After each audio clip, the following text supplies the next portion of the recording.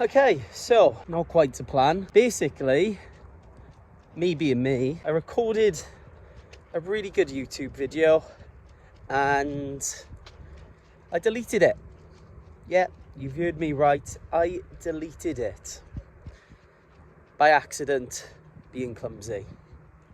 So the alternative is that I am out on a walk with my girls, Burley and Marty, and I'm just going to record off the iPhone,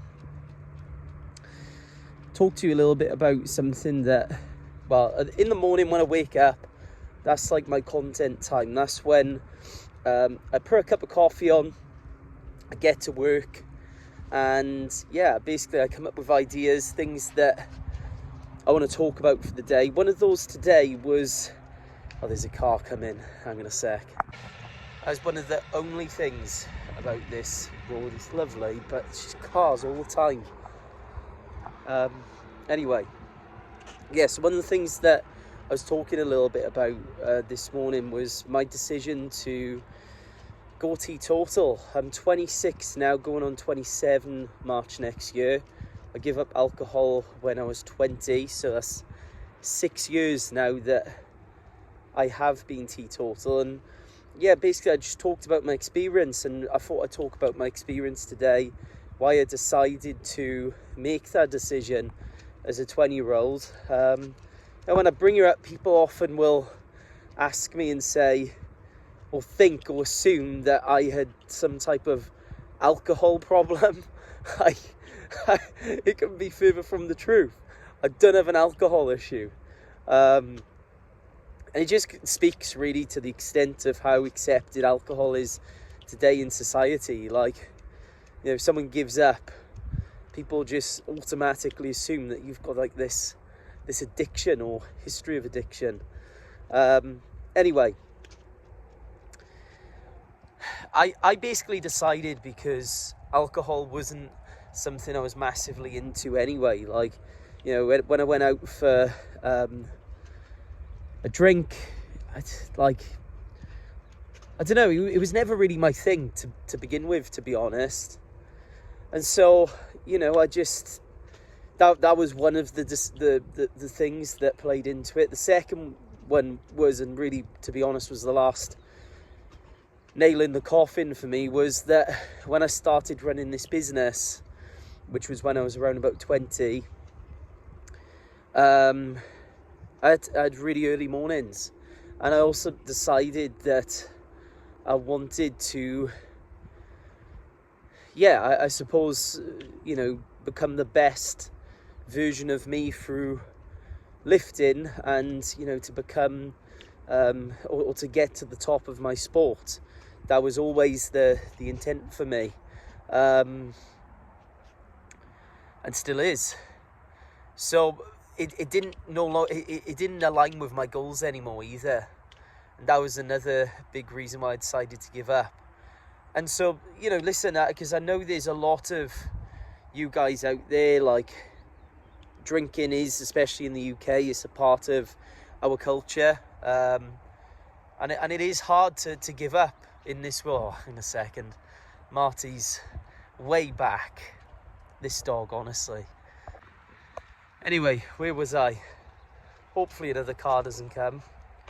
So it is hard, right? But ultimately, you know, you've got to make decisions for you, right? And what's going to benefit you in your life. And some of the benefits that I noticed, definitely my productivity went up. You know, I started noticing that I actually felt full of energy. I don't know about you, but, you know, when you do drink, it does kind of leave a cloud over the following week.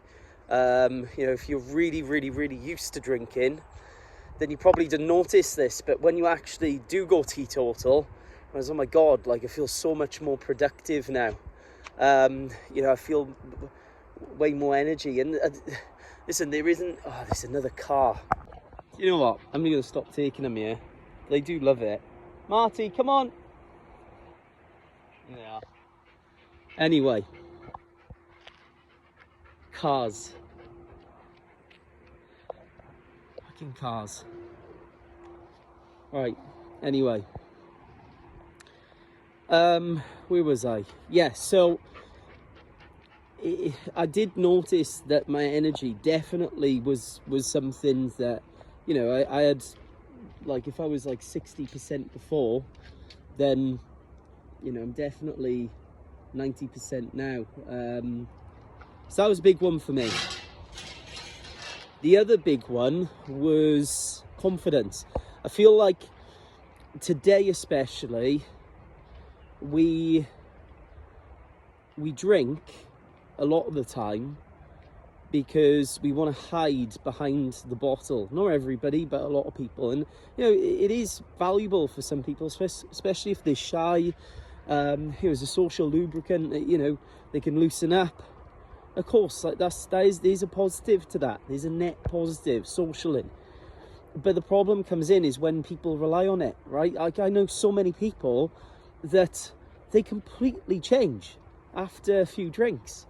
It's like, where's this person come from? And that is an example of someone that is likely relying on alcohol to engage in social settings. And that's, like, in my opinion anyway, I think that's a big problem. You know, you should be able to be you without relying on substances to be able to get to that place, which likely isn't you. It's probably an exaggerated version of you. So yeah, that's an issue. And for me, I kind of understood that, do you know what?